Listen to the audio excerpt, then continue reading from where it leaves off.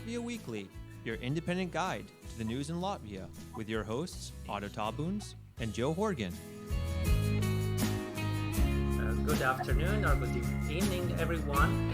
Welcome to episode 82 of Latvia Weekly. And of course, I have to add to the initial statement that, of course, today we are joined by our two wonderful co-hosts, Mr. Kārlis, noted television journalist, hosting his own TV show Vēlais ar Streipu on Rīga TV 24, as well as my colleague at the Baltic Security Foundation, its president, Mr. Olevs.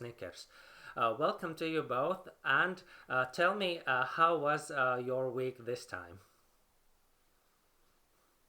Well, it's been pretty good. I can't complain. I'm glad that the weather is nicer outside, and we will see how it develops in the future, but so far so good. And you, Olevs? Yeah, the sun came back suddenly, but not the temperatures as high as maybe we could wish be in this time of year, but it will improve, I hope. I think it will change. Yeah. Well, we had no real winter this year, and we had no real spring, so let's hope for a real summer.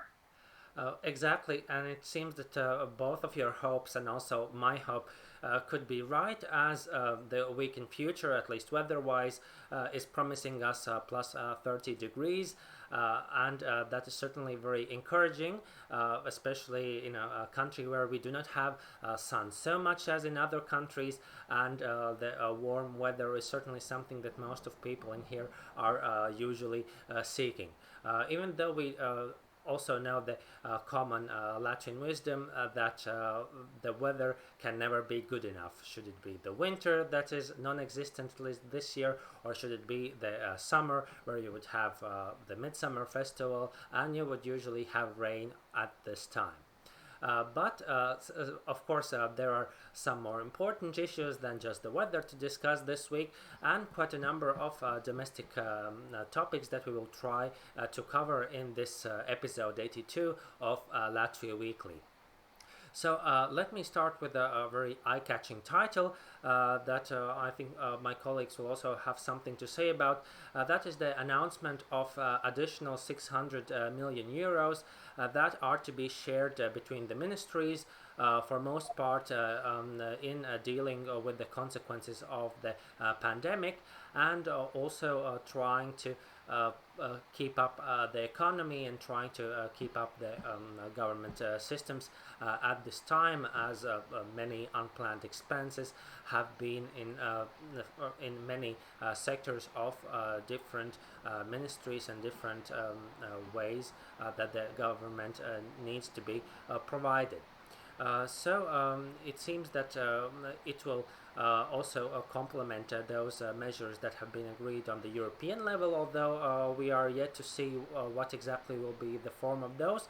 But it is good to see that the government is looking after these issues, and it also could be a response to opinion of several economists that argued that there has to be public spending and also keeping up of the salaries and the payments in the public sector, as that is also certainly a great source of consumption, and that could be also consequently an avenue for the consumption of the private sector to go up to the levels that were there before the crisis.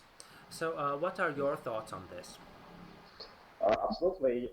Every investment in people and in businesses has a great value, especially in this time of difficult time of crisis, which we experience. And also, I'm glad to see these planned investments in healthcare infrastructure, which always we may wish be larger numbers, but at least we can.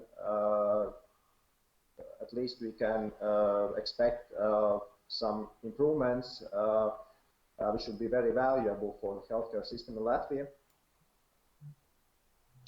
What doctors and nurses have been pointing out, that they have been promised raises, and in fact the law says that they are to have raises, so they're questioning whether it really makes sense to invest in infrastructure at this time.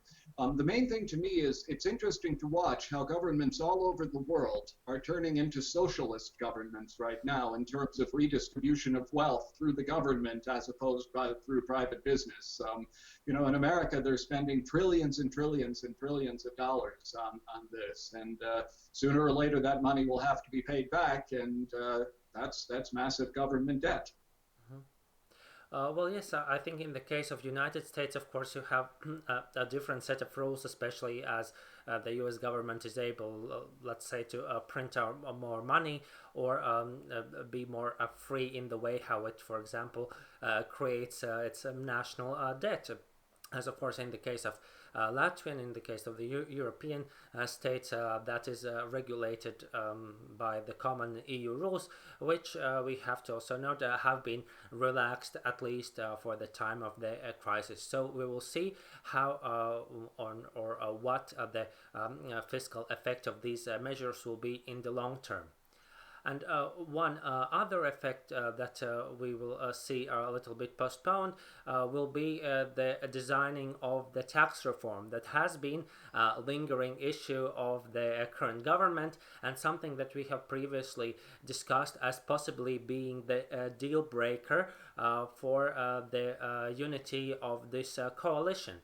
And probably another seemingly a good thing or a benefit in disguise has been also this pandemic and its effect on the fiscal policy, as it will also postpone this planning for what the tax reform should be from 2021 to 2022.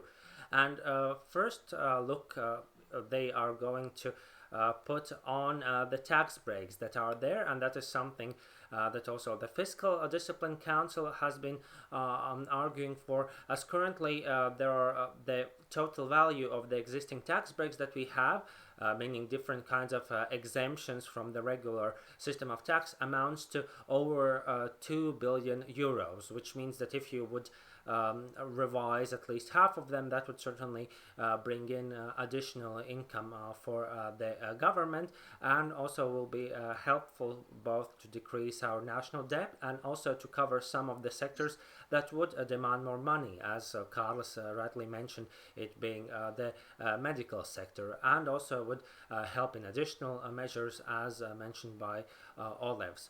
So what do you think? Is the Prime Minister enjoying the fact that he does not have to deal with this at this point? Oh, I would imagine so. I mean, the government over the past 30 years has changed the tax code again and again and again and again, including a whole raft of amendments that took effect on January 1st, 2004, when the tax agency not only had to deal with those, it also had to deal with the fact that a new currency was in place that particular day. The euro started on that day, so that was not thought out as carefully as they might have done. Olevs, what are your thoughts on this? I think it's the tax system. It's a mess for Latvia for a long time, and if you have a chance at least once to fill those tax reports, you know how it's very difficult, and it's not being easy. And the no reform made it easier for businesses and for individual persons. So there's a lot to do for a long way ahead, I would say, for Latvian government. Yeah. And that is also a hope that I share with you. I hope that they will streamline this and make it easier, because it is a question also of the competitiveness of our country and also that of our economy, as we already see some sectors where, let's say, it is easier to do the registration in other countries. You would have some companies that are registered in Estonia because this registration system is easier there. Or you also have the trend where, for example, cars that are being used in Latvia are actually registered in Lithuania, because also this car registration bureaucracy apparently is less so than it is in our country. So hopefully this will give them enough time to come up with something wiser that we have seen in many other cases in the tax history of our country. Another issue that is going to be streamlined and seems to approach the final stages of this process is the administratively territorial reform, or in other terms, the municipal reform, of trying to change the administrative map from 119 municipal subjects to hopefully something much less.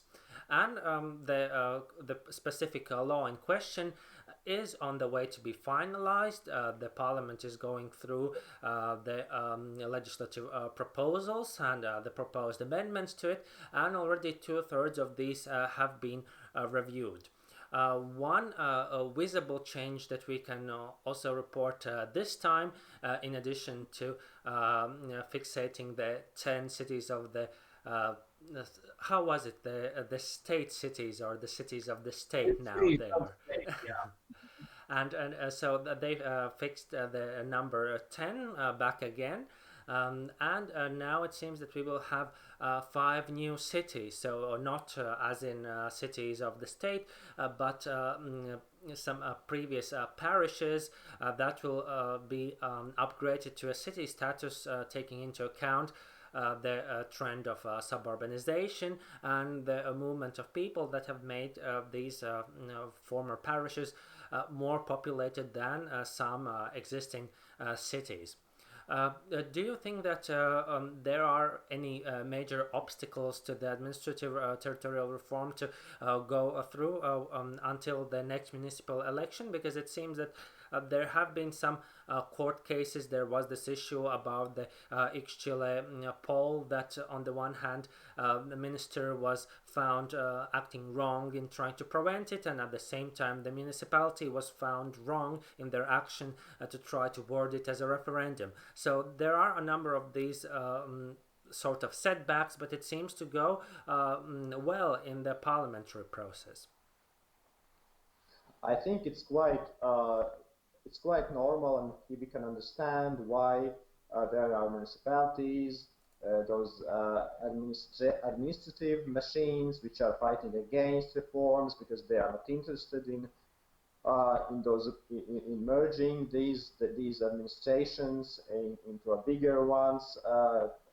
I took a look from that perspective, how these bureaucrats, these municipal bureaucrats, which is really great, which is really big bureaucracy. I think nobody really realized how big is that municipal bureaucracy in Latvia. It's the biggest, actually. And we should look from this perspective. We should really optimize this machine, this administrative machine. We should make it much cheaper and more effective. I have a couple of things to say about this. First of all, what you were talking about is villages, not parishes. Parishes, that's Pagas. Village is Ciemats. Thank you for correcting me on that. Yeah. But as to the issue at hand, it is first of all clear that 119 municipalities was way too many. A number of them did not even satisfy population requirements to be an administrative district that were written into the law in 2009 when we went through our last reforms. Secondly, I think that there's going to be a bit more bureaucracy because Parliament has approved the idea that smaller communities within each of these administrative districts will be able to elect their own little local governments. So in that sense, there may be a bit more bureaucracy. But the main thing I want to say is that almost all of the 377 amendments that were proposed to the bill came from one single MP, a man named Viktor Zvolainis from the Latvian Alliance of the Green Party and the Farmers Union. You would think after Parliament has said no to the first, say, 30 of them, he would realize that it is hopeless and would withdraw the rest of them and let Parliament pass the law. It is soon going to be 1 year before the next local government election, and the law must be passed and promulgated by the president before then. Otherwise, the whole reform process has to be put off for another 4 years. Exactly, and it seems to be the main motivation behind the minister to push it through, so to see the result in the intended time, and probably this calculation also can show us where many of the other opposition amendments may go, meaning that they may not go through in the sense that they will not have enough time to discuss them at length, and this will show the efficiency of coalition and the government of putting one of the biggest reforms of this government into action by the time that it was originally intended to be done. It was actually launched by the previous government, let's remember, but a complicating factor in this is that they are meeting in separate rooms. Each faction is in a separate room because of the coronavirus. They now have an electronic system whereby they can talk to one another and whatever. I don't know that they have automated the voting system. At least at first, every member said individually aye or nay or abstain. And that, of course, takes much longer than just using the electronic voting system that they usually have. Yeah, but it could be the case that they will be able to manage with the system better than initially, and it could also be the question of how long they will use it, especially if we can see the emergency state being over already in a week, meaning that it might be possible for the parliament to go back to the previous mode of operation or some sort of it. So probably that will not be a major obstacle on getting this through. The emergency situation is due to end on June 9th, and that is when Parliament is planning to have its next plenary session. So maybe that's a serendipitous coincidence, but there it is. It certainly will help them. And yeah. If we look at some other news that could create some headache for the government and some other stakeholders is of course the report that the minority language programming that we have seen on Latvia television channel 7, which is the second public television channel, will be taken out of television broadcasting and will be put on the internet platform. And this was a decision that the television itself found out from other media, and it has been a surprise for many, especially in the television, also in the field of media, and also among many stakeholders in the Latvian society, raising questions about how this will affect the question of integration, how this will affect the division of information space and attempts in trying to bridge this. So I think that both of you must have strong opinions on this, and I would be very happy to hear you. So Kārlis, perhaps you could start and tell me how you feel about this. Yeah.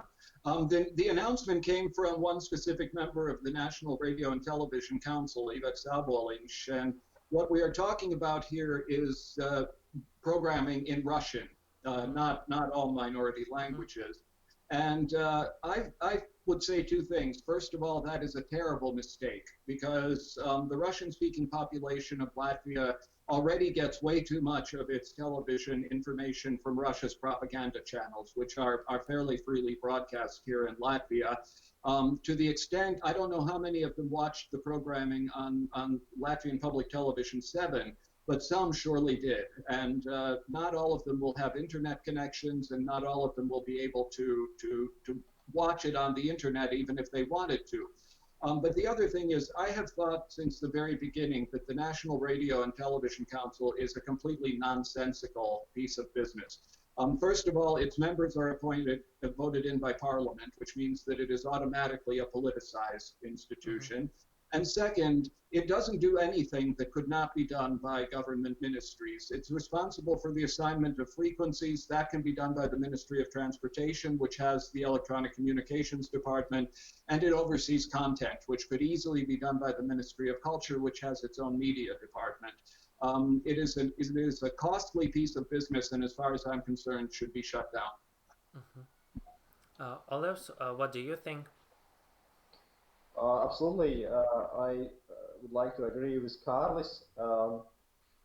And I had really some doubts about this decision. And when we think on more effective communication with Russian-speaking population in Latvia, which is so large, and there's a problems of this Russian-speaking population in context of how Kremlin media are addressing this them. So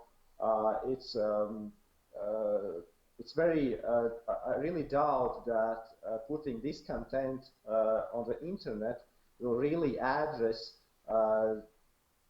that portion of Russian-speaking population which is really under their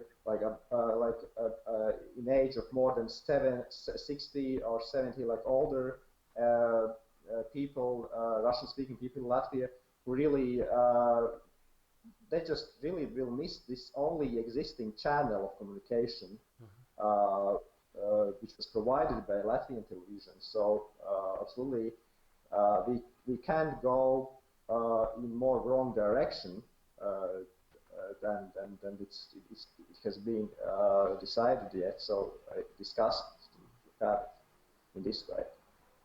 If I can say another thing, one problem has always been that Latvian law is fairly toothless when it comes to the rebroadcasting of Russian propaganda in Latvia, in large part because many of the companies that broadcast this nonsense into our country are registered in the UK, for example, or not in Russia. I don't know how that'll change when the UK leaves the European Union. That might be a separate issue. But I think that the law needs to be made much, much, much, much stronger to allow the government to ban the rebroadcast of this programming and tell the television service providers, you must take it out of your cable packets. The service providers usually don't because they earn advertising money in that way. But if we want to be serious about Russian misinformation and propaganda, we need to be serious about how we approach this particular issue. My idea always was it was like in opposite. We should not cut this content. In opposite, we should make it broader. We should invest more on this. Not only having news in Russian, but having quality entertainment shows and programs. So I think it's absolutely wrong and opposite direction, which is really leading nowhere. As if we want, okay, on one side, I understand those nationalist politicians who think that there should be more motivation for Russian speakers to learn Latvian, but we cannot do this thing, cutting this lawyer, the state media, public media, which is addressing them more effectively in the language they understand better than Latvian. So it was not wise, at least at this point. Yeah, these are all very good points because it is the question about the demographics, about the part of the society that would follow information on television most, and that would be the adults, and especially the middle and senior age generation. And I think it is important that they have as many as possible information sources, and even if they continue watching, for example, the channels that do broadcast from Russia, they would also have the chance to have another view and another perspective, so that they can try to understand what the real thing or what the truth is by themselves. So hopefully there will be some kind of a middle ground between the concerns of some people in this council, either political or budgetary considerations, and also the question of societal security. Another societal security issue, at least a little one, seems to be the matter of protests that have went on against the location of the State Security Service building in an informal green zone at the close to the center of Riga. And we have covered this story before, where on the one hand there was this process and this necessity of building a new edifice for the State Security Service, so that it would be possible to carry out the functions and the management of the documentation and other materials that are a state secret or a secret of NATO or EU level. And at the same time the interest of the local inhabitants and some property developers in the Teika neighborhood in trying to keep this selected land plot free and a green zone, because that certainly would both benefit the residents as another green zone, and would certainly benefit the developers, as that would increase considerably the value of their properties in the new Teika developments. What is your take on this? Do you think that the parliament is going to change their minds? Will the protests have any result? Yeah, absolutely. It's for these kind of establishments like security services, they have their very specific and certain considerations why they choose specific site for their building. Of course, from the viewpoint of public relations, this particular site maybe was not the best choice. From the other side, I would say the public communication has absolutely failed. How they communicated, why this site, so how they communicate with those protesters, how they make it public, and how they explain what's going on and why. And so I think at this point we can really understand those concerns of this green zone on why these protests are going on.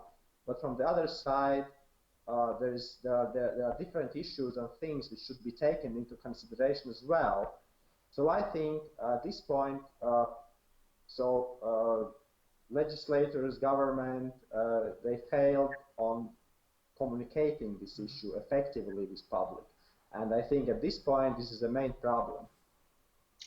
Well, one reason why they could not really communicate very actively about it is because the building itself is very much a state secret, and certainly the things that are going to be inside it. Right now, the State Security Service is scattered around various buildings in Riga, and we must not forget that it is a security department not just for our country, but also for NATO. And NATO has very specific requirements in this regard. As to the site in question, it used to have a bicycle racing track on it, and it has stood empty now for almost 20 years. There are a couple of scraggly trees there. As far as I'm concerned, first of all, the government has promised to install a park or a green zone next to a local high school, which is nearby. But if we need to balance out the fate of a couple of scraggly trees and the national security of our country, these are not equal issues. I'm sure the government has a reason to build that building where it is planning to build it. The people who live around there will know that that building is going to have security cameras and galore, which may also help to keep the neighborhood safer. So in this case, as far as I'm concerned, the protesters need to sit down and shut up. National security is more important than a park. Yeah.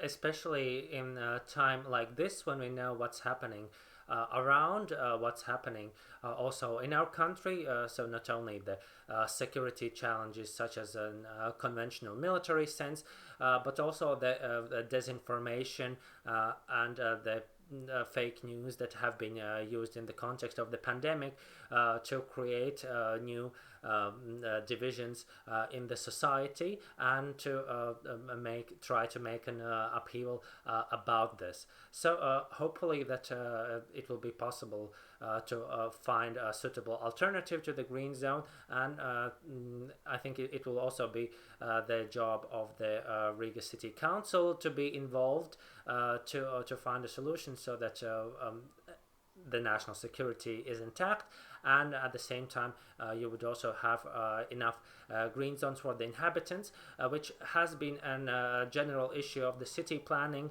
that we of course cannot narrow down just like to this specific event, and will certainly scrutinize the programs of the parties that will run for the Riga City Council election, not only for their transport perspectives, which is an interest of mine, but also in the way how they plan to increase the green spaces in Riga that the city still misses, especially in the center. Let's remind our viewers here that Riga doesn't have a city council right now. It was dismissed basically for rank corruption. The snap election was due first in April, then in June, and now it's been put off to August 29th because of the pandemic. During this interim period, the city has been run by 3 administrators who were appointed by the Finance Ministry, the Economics Ministry, and the Regional Development Ministry. We haven't heard any scandals while they have been there. As far as I'm concerned, the longer they stay, the better, because I'm pretty scared about what the people of Riga will elect on August 29th. So as you rightly mentioned, it is currently in administration, but it seems that the extraordinary situation or the state of emergency will be over, and the municipal elections will go ahead as planned. So that will probably be the topic that we will report most about in the coming summer, when the election campaign is likely to be run.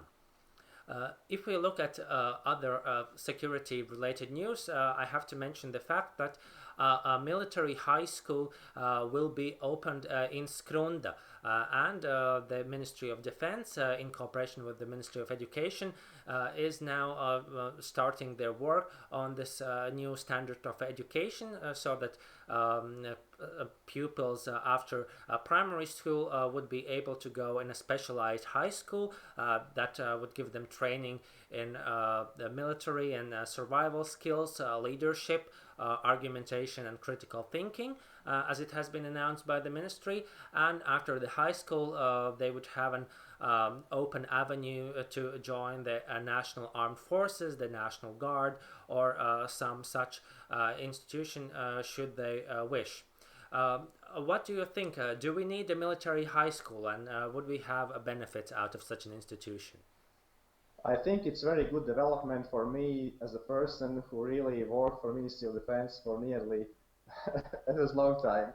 And one of my responsibilities really were this education, military education, and training, and education of officers.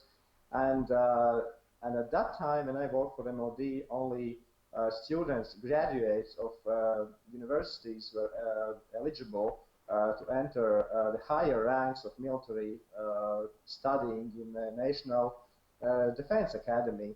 Now, with this new establishment, these young people who will graduate from this school, they also will be eligible and able to enter the National Defense Academy, and so these avenues, career avenues of higher officers will be open to them as well. I think that's these are very good news for Latvian Army and for Latvian defenses. As for me, I will say, why not? As long as this school keeps in mind that there are young ladies who want to study for a military career as well, not just young men. Also to note that Skrunda is an important part of Latvian military history. It used to be the site of a Soviet radar station, which remained in Russian operation for about 8 years after Latvia got its independence. Once that period ended, it was blown up in what I thought was an unbelievably vulgar ceremony. There was music and everything, and it was just ridiculous. But you know, the Latvian Armed Forces are a professional service. We don't have a draft. So if there are people who are going to be trained already in high school to know the things that they need to do to be good soldiers, why not?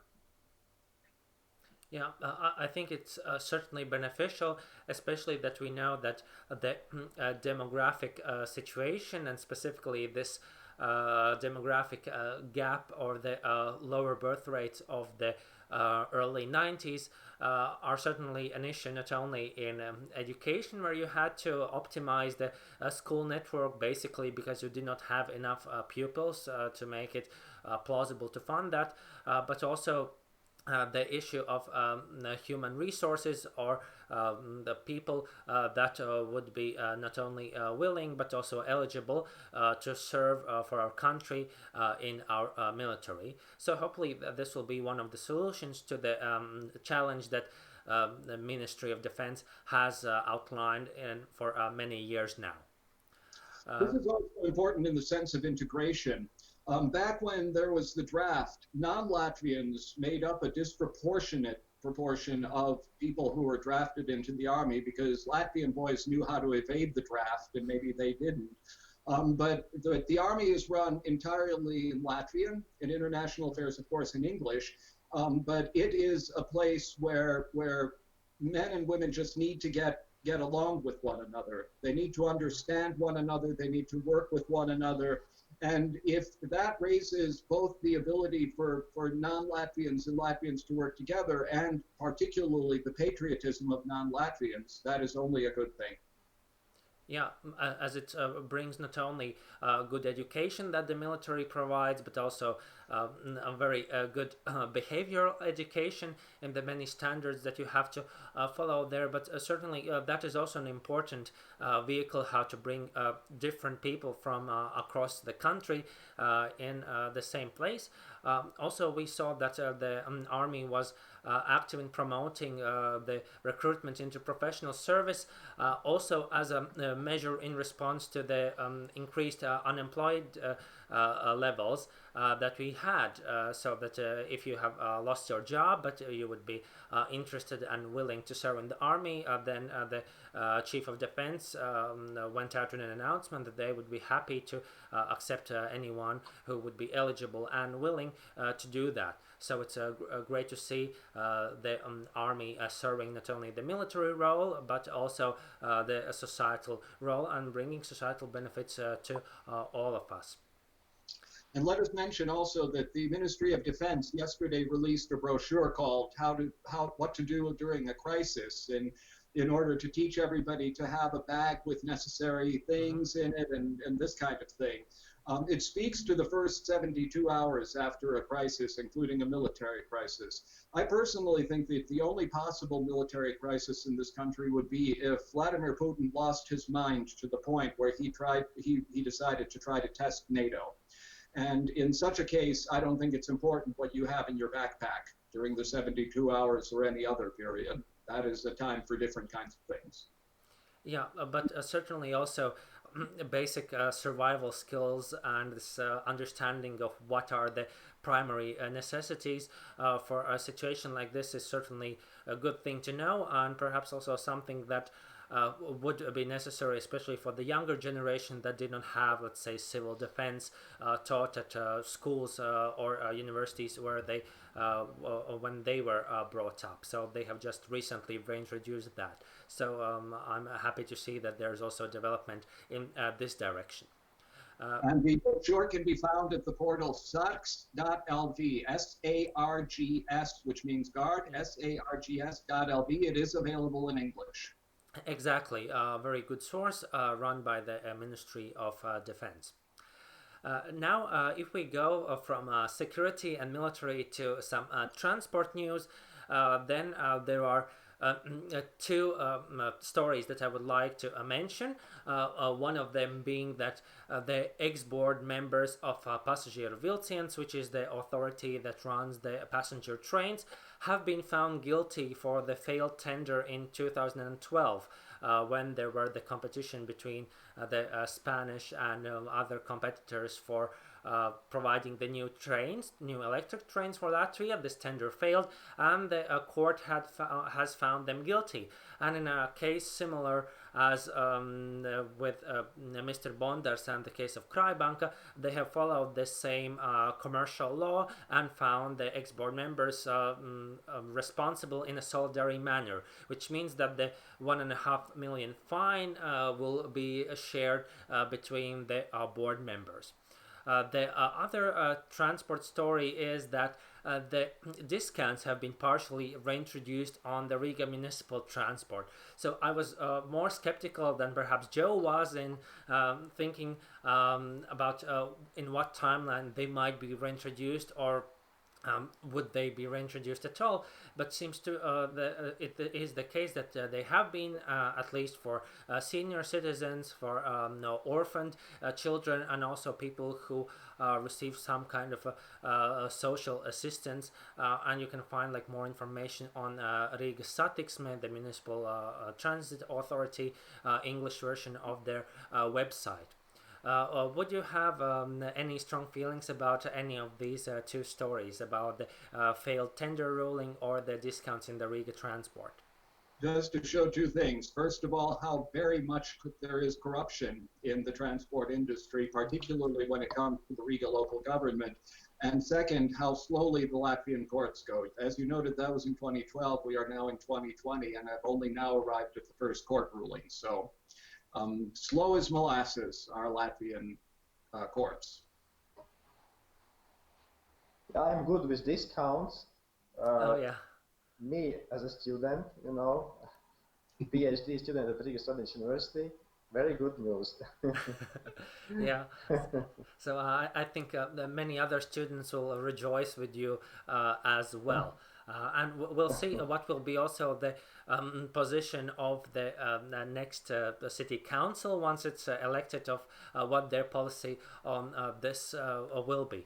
And certainly the issue of the speed at which the courts are operating, we'll see whether the new head of the Supreme Court or the new Prosecutor General will also take and follow the lessons from these transport cases in trying to find a better way how to deal with that, and see the judicial system respond in a more prompt manner, because that is an issue, not only a judicial issue, but also, as many others, the issue of the image of the state.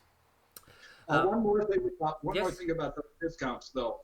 The Riga public transportation system loses millions of euros each and every year. That is partly because of mismanagement and increased bureaucracy. But as to the discounts, to award them indiscriminately to entire classes of people ignores the fact that among the elderly there are wealthier people and poorer people. Among university students there are wealthier students and poorer students.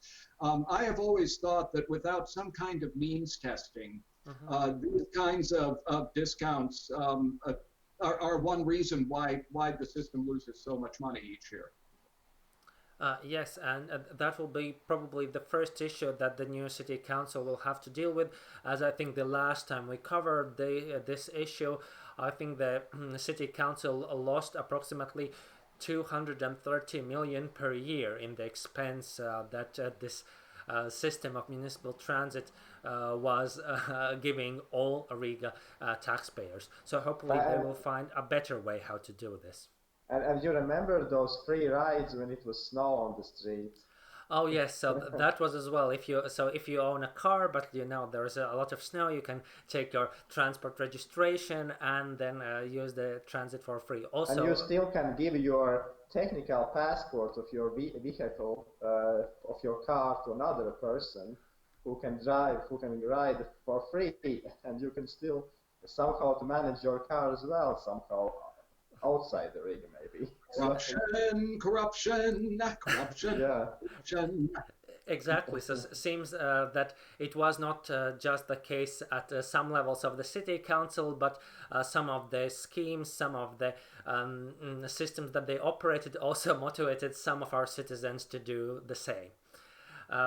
But that is hopefully something that will change, and things are becoming better also thanks to the good work of the authorities in this regard.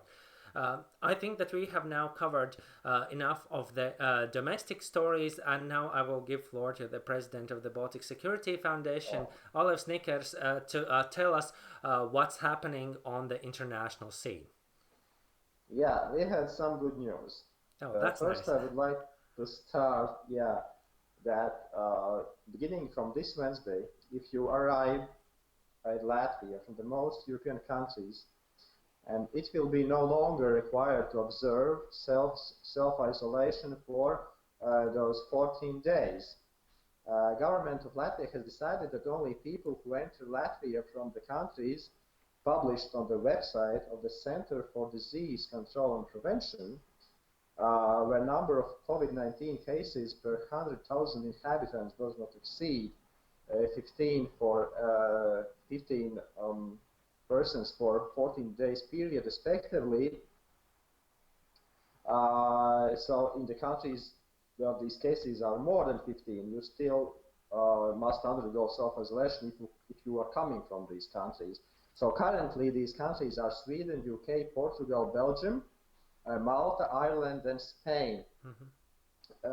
As it was earlier already established that you can come from Lithuania and Estonia without the quarantine time, and as far as we know for today, if you come from Netherlands, Italy, Denmark, Poland, Romania, France, Finland, Germany, Czech Republic, Austria, Bulgaria, Hungary, Norway, Switzerland, Cyprus, Greece, Iceland, Slovakia, and Croatia, as well as Slovenia and Liechtenstein, you cannot observe those 14 days of isolation. So these are good news. And for this, in the same for the travel news with regard to the COVID-19, it's good that Finnair and Lufthansa will resume flights from Riga. It's happening it's happening already this week. From Tuesday, flights from and to the airport Riga are resumed by German airline Lufthansa and Finnish air carrier Finnair. So there are many destinations you can travel to. Yeah. I have a ticket to fly to Warsaw and then to Chicago on the 25th of June. LOT has not yet reintroduced the Riga-Warsaw flight. It does have the Warsaw-Chicago flight, but today I went on their internet site and tried to buy a ticket for the 25th just to see whether it would be possible. It is possible, which means that they will be back as well. So that right. But then if you plan to go to the USA, there are many options to do so. No, that's true, but I have bought one ticket already. So okay. So it's a very good news for Kārlis, and we can congratulate him that his original travel plan has survived like the pandemic better than for many other people, and will give you the chance to have a great time just after the midsummer to meet the people that you care very much about. Yeah. Right. My sister is turning 50 this year and was planning to celebrate in New Orleans in April. That, of course, completely fell apart. Oh, sorry for that. Another news for international is that President of Latvia, Mr. Egils made his statement regarding the Three Seas Initiative, calling it a strong backbone for economies of the Baltic countries. The Three Seas Initiative was launched in 2016 to link countries along the Baltic, Adriatic, and Black Sea in closer cooperation on economic matters. Since then, the initiative has gained increasing profile as a platform for common projects in energy, transport, and communications infrastructure. In October this year, the leaders of the 12 participating countries will meet again in Tallinn. Our region is on the crossroads of geopolitical interests. There is a permanent need for perceptiveness in identifying solutions to new challenges and for making good use of opportunities, said Mr. President.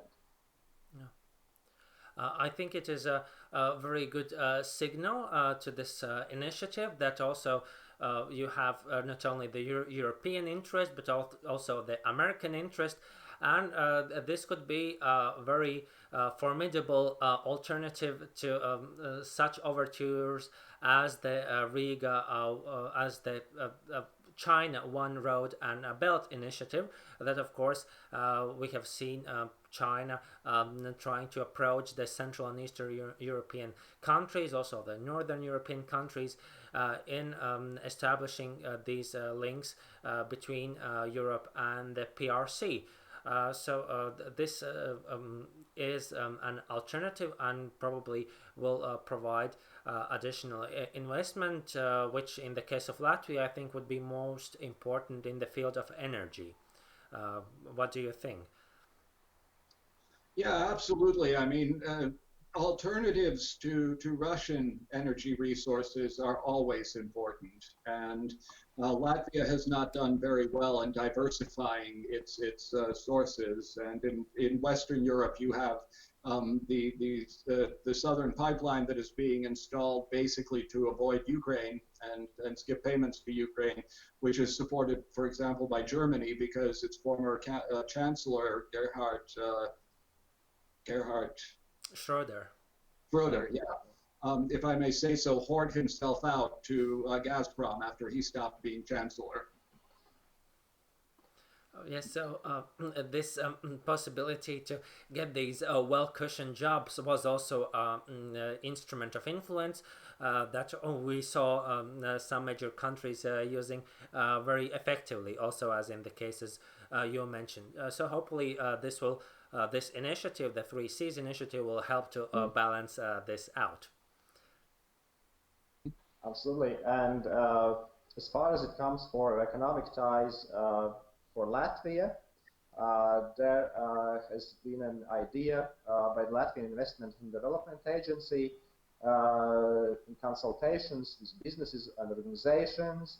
They decided to close their Latvia's economic representations in 4 countries and instead establish 4 new representations. So these new established representations, economic representations, will be set in Belgium, South Korea, Canada, and Austria, while those who will be closed will be then Lithuania, Poland, Kazakhstan, and Singapore. And so these decisions were made consulting with Latvian companies, exporting companies, and they did not really see their priorities in those 4 countries where these representations will be closed. And also, what's interesting, but absolutely understandable and good thing, that more attention will be given also to the US market. And so this economic representation in America will be expanded as well.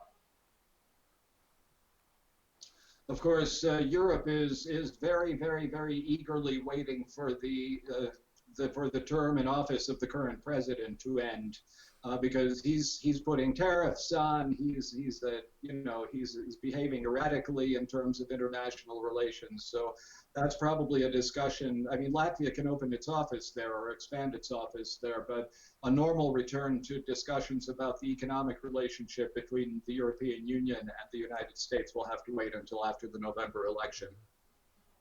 Yeah, so also this uncertainty that some market players may perceive from this have also been used to explain why, for example, you have the attention towards also Canada, which is also a security contributor to our country, and also the question of expanding our presence in Belgium as the role of the European Union in the economy is increasing. So it is very important for us to have as a good representation there as possible. Yeah. Yeah, and it's very interesting about South Korea. that we are expanding there. So not bad for Latvia. Yes, it was the case that the embassies were established there, that you had a strong diplomatic presence, and this is apparently the next step in trying to expand this relationship with such powerhouse in economy such as South Korea.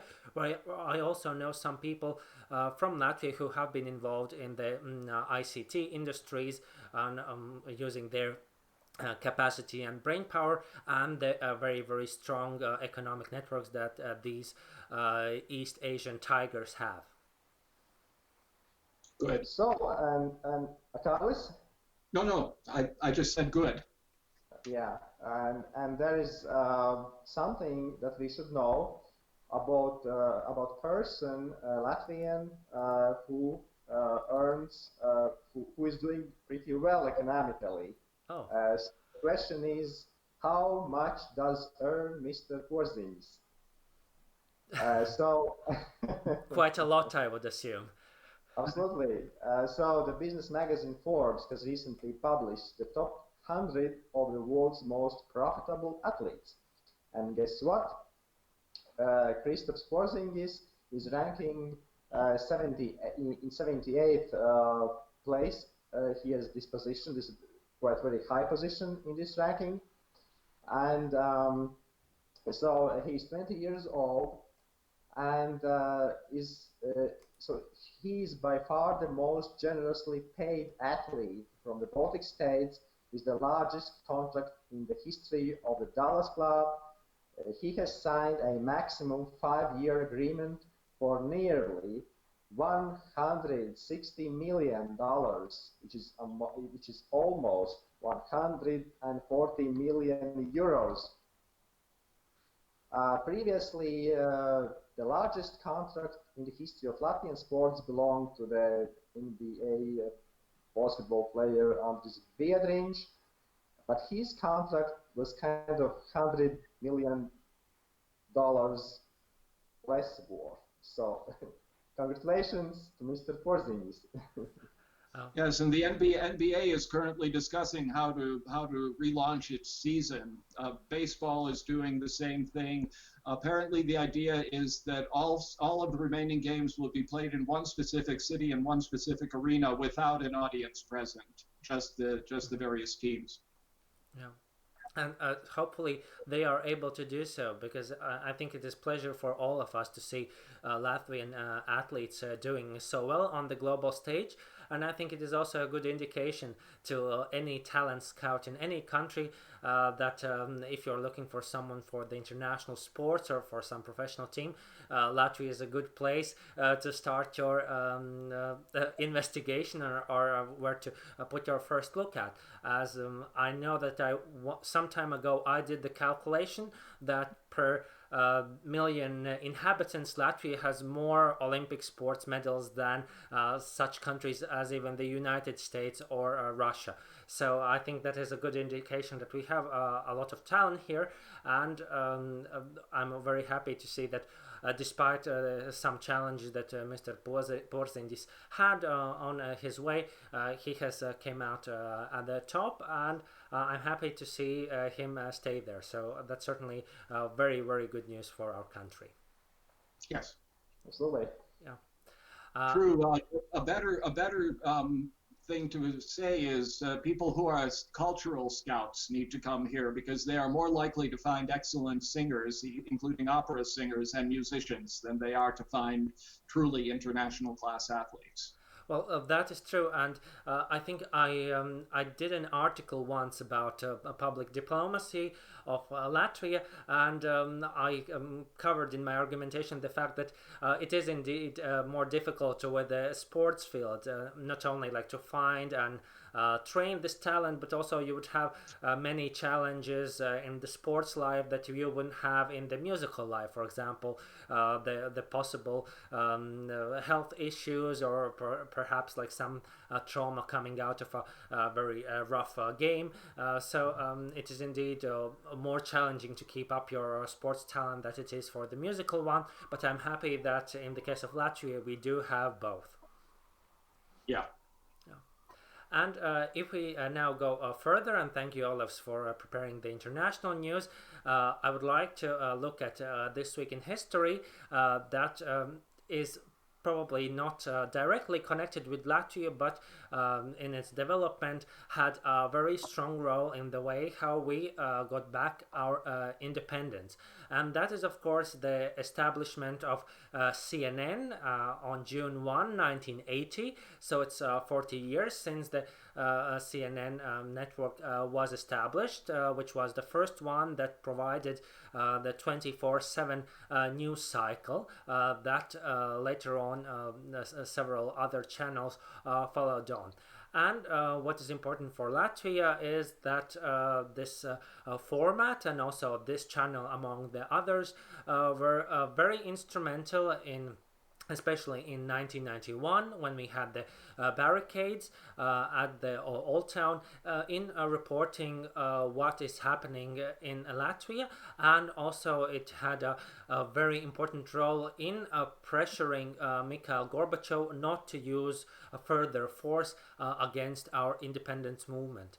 And I also happen to know that Kārlis Streips was involved with CBS reporting from Latvia at that time. And could you share some of your insights and memories from your work then and the role of international media at that time? First of all, what I want to say about CNN, I was a television journalism student at that time, and we all laughed about this idea of the 24-hour channel. They paid very low salaries. At first, they only had 25 employees. The big break for CNN was the invasion of Iraq by George Bush the Senior, because when they started bombing Baghdad, CNN was the only one to have reporters in Baghdad at that time. And I remember watching that on TV, seeing the reporters sort of crouching under their desks at their hotel while the bombs were falling outside.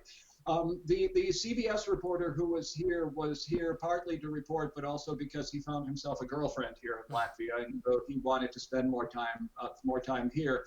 But the role of the international media in helping the Baltic states to publicize their independence efforts cannot be overstated.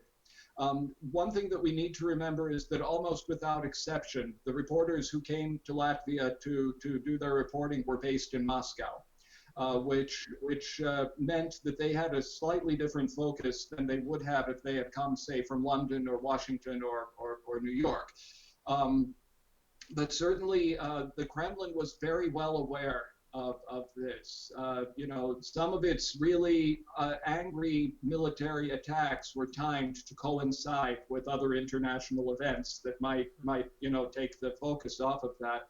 But on the day of the vote in the occupied Latvian parliament for the independence declaration, there were, I don't remember precisely, but there were dozens of foreign journalists in the building at that time. My job was to translate for all of them, so I wasn't counting. But there were lots and lots of journalists, and they helped to get the word out, and that was very, very helpful indeed. And CNN, of course, has become a behemoth. A lot of its programming has become rather silly. When the Malaysian plane disappeared, they spent about a month with this little electronic model of an airplane discussing what could have happened to it. When you have to fill 24 hours with content, I suppose inevitably some of it is going to be silly. Yeah, so no wonder that in one of the, I think it was in these presidential roasts, I think it was President Obama that referred to CNN as having broken the news. So it is, of course, difficult when you have to provide breaking news, and of course we know that news cycle can be very fluctuating. One week we also have more political news, and the other week we do not have any. Olevs, do you remember this time? I think it was the case that also they did translate or did a broadcast. I was using the Latvian word translate, but in English I believe it's broadcast. So I think they used to broadcast CNN also on Latvian television at the time when these events happened. Right.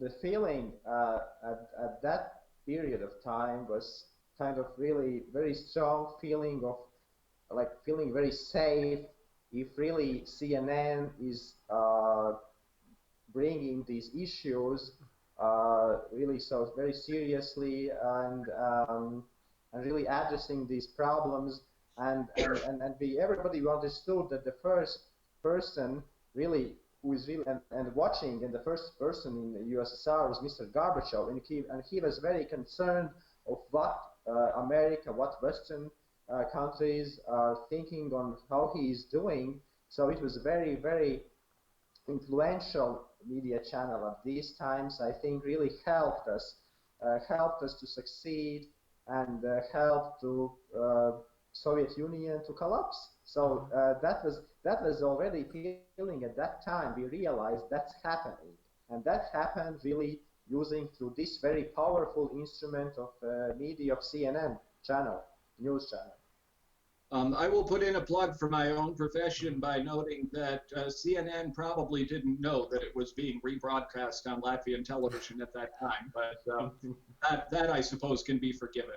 Yeah, even though if they may consider asking for royalties, I think we are like more happy about the great strategic result that happened at the end. Especially also the fact that today we are able to speak as freely and to live the way that we are now, which with all the issues that there are, and we have reported many of these, is certainly better than the way as it was before.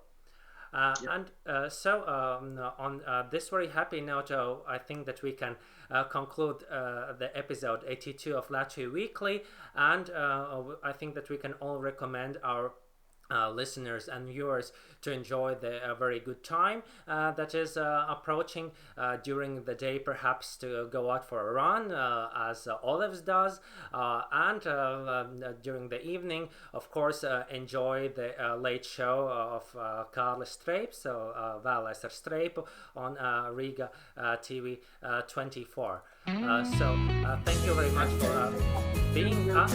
Every evening, and what you were asking people to enjoy was not time, it was weather. Exactly. So, it is always interesting to be a host of a show in English by not being a native speaker, but hopefully you will bear with us. So thank you, and visu labu. Thank you everyone. Have a great weekend.